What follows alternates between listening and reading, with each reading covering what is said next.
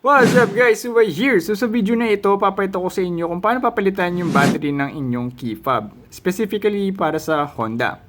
So if nakita nyo na yung low battery warning sa inyong dashboard or sa instrument cluster, wag po kayong kabahan agad. Tatagal po yan for a couple of days, like siguro mga isang araw. So pero as much as possible, kumuha ka na ng or bumili ka na ng CR2032 na battery. So ganito po yung itsura niya. So sa handyman, 60 pesos siya, 2 piraso.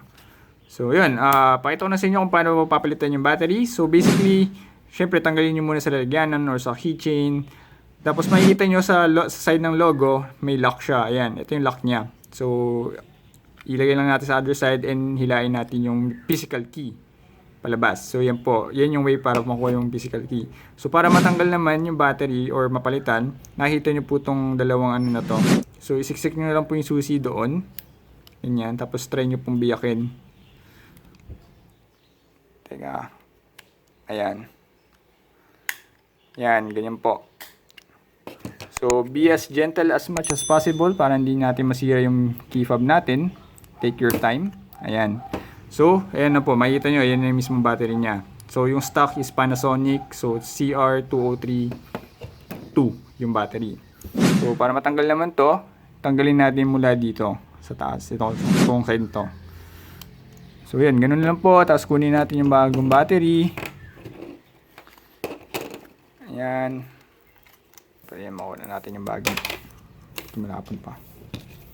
Okay, so sa pagkabit, simple lang din. Put lang natin dyan. Uy, nag-blink. Tapos snap natin.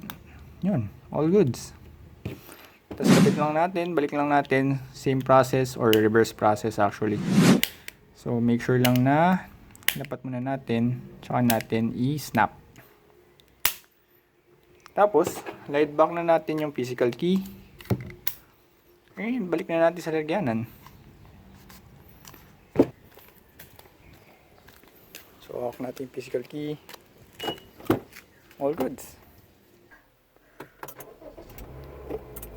And dapat wala na yung warning doon sa dashboard. Ayan, makikita nyo, wala na. So, ganun kadali lang po magpalit nung battery ng inyong key fob, ano? So, gamitin nyo yung physical key, biyakin nyo sa gitna, palitan nyo yung battery, and all goods. Balik nyo na lang, then check nyo yung inyong dashboard or instrument cluster. So guys, if nakatulong tong video na to, huwag niyo pong kalimutan mag-like, share, and subscribe kung hindi ka pa nagsasubscribe. And check nyo rin po yung mga other DIY videos ko dyan. So baka makatulong din po sa inyo. So guys, salamat sa panonood and until the next vid.